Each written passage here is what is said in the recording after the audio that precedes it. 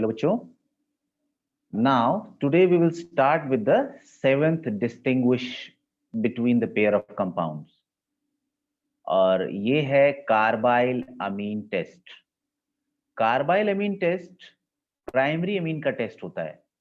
अगर कभी भी प्राइमरी अमीन को किसी भी दूसरे अमीन के साथ हमें डिटेक्ट करना हो कि out of the two which one is primary amine, we can apply this carbylamine test.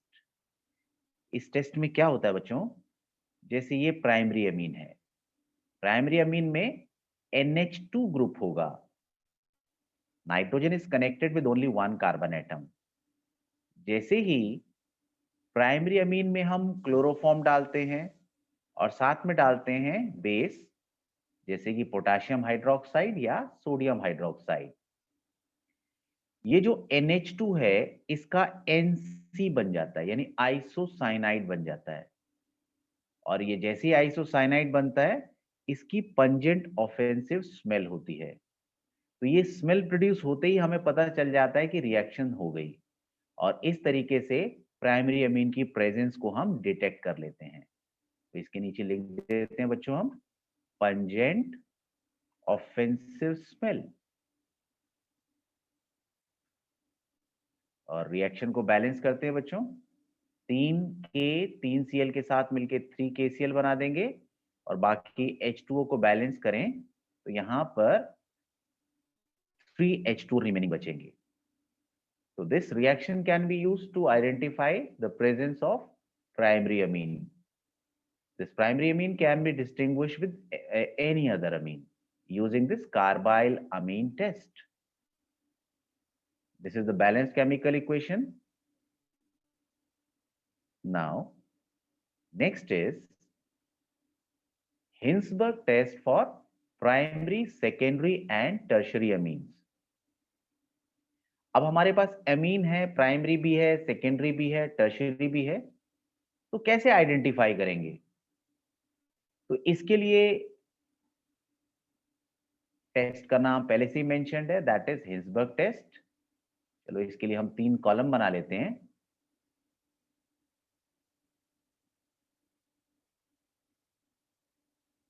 First one,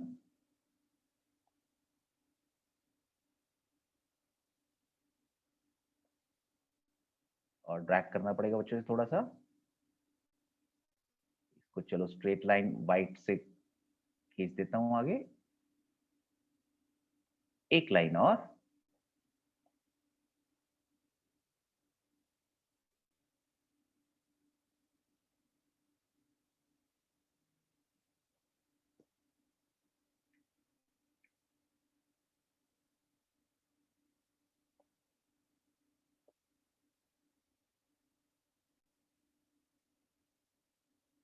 yes बच्चों, एक हॉरिजॉन्टल लाइन बना लेते हैं।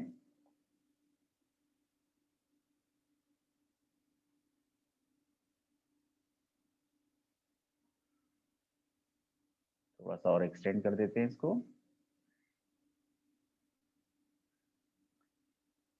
लेफ्ट में आएगा बच्चों टेस्ट, क्या डालने वाले हैं हम? प्राइमरी अमीन जिसमें 2 NH2 होते हैं, सेकेंडरी अमीन N से 2 एल्काइल ग्रुप अटैच्ड हैं, इसके पास सिर्फ एक H होगा, एंड टर्शियरी अमीन इसके पास एक भी H नहीं है। तो ये हाइड्रोजन की प्रेजेंस से ही हम इनको डिटेक्ट करेंगे। जैसे हम क्या करेंगे बच्चों, तीनों टेस्ट ट्यूब में सबसे पहले डालेंगे बेंजीन सल्फोनाइल क्लोराइड। तो चलो लिख लेते हैं इसको, add benzene sulfonyl chloride. Benzene sulfonyl chloride होता है बेंजीन के ऊपर SO2Cl, और ये रिएक्शन तभी कर पाएगा जब रिप्लेसेबल हाइड्रोजन होंगे, यानी नाइट्रोजन के पास कम से कम एक हाइड्रोजन होना चाहिए। जैसे बच्चों ये एक टर्शियरी अमीन है, इसके पास एक भी हाइड्रोजन नहीं है, तो इसमें तो रिएक्शन होगी ही नहीं, जबकि यहां पर एक हाइड्रोजन है। तो this sulfonyl chloride can react. ये रिएक्शन दिखा देते हैं सल्फोनाइल क्लोराइड के साथ। यहां से निकलेगा बच्चों H और ये निकलेगा Cl, और इस तरीके से प्रोडक्ट्स के प्रेसिपिटेट्स बनते हुए हमें नजर आ जाएंगे।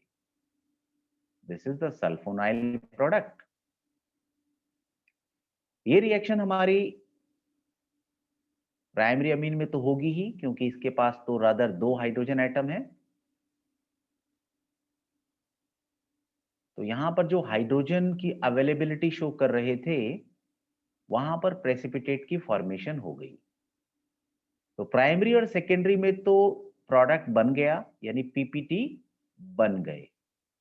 तो यहां भी लिख देते हैं बच्चों, प्राइमरी में पीपीटी ऑब्टेन्ड, सेकेंडरी में भी पीपीटी ऑब्टेन्ड, मगर टर्शरी में कोई चेंज नहीं हुआ।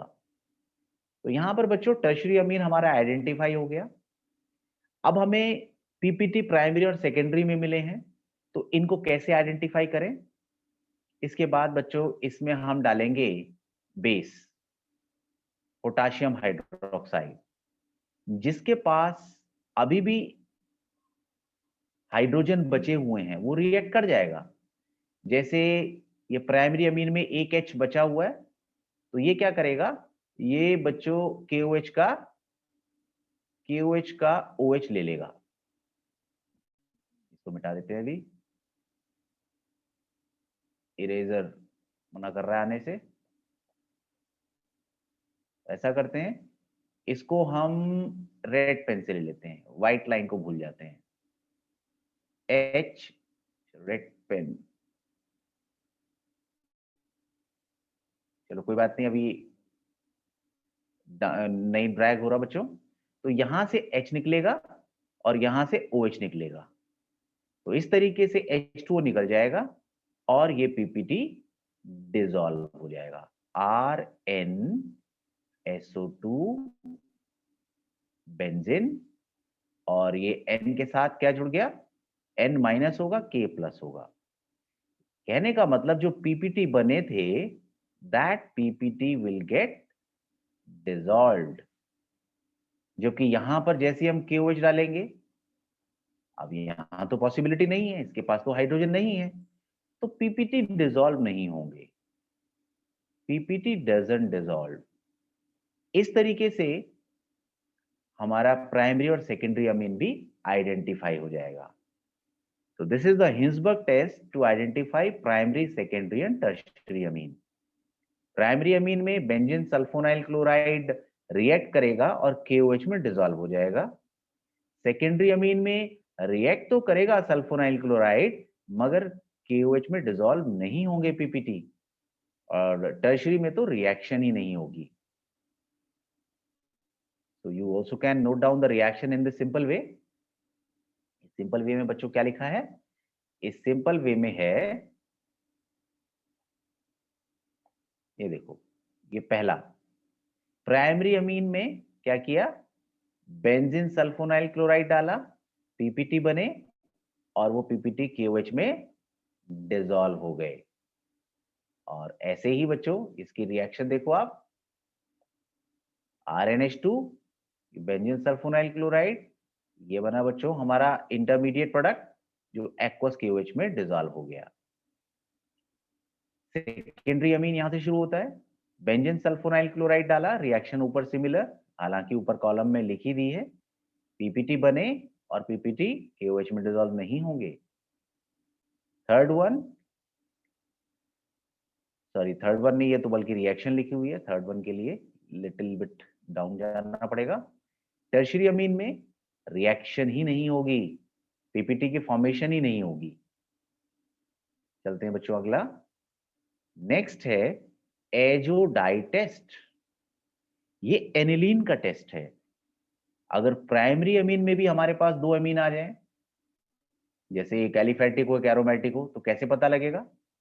तो एनिलीन का टेस्ट, जो कि एलिफेटिक अमीन नहीं देगा, तो एनिलीन की पहले बच्चों रिएक्शन करते हैं हम डायाजोटाइजेशन रिएक्शन।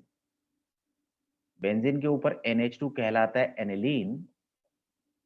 अगर इसमें Na NO2 और HCl डालें, temperature below 5 degree C, 0 degree C लिखते हैं बच्चों, केल्विन में 273 केल्विन,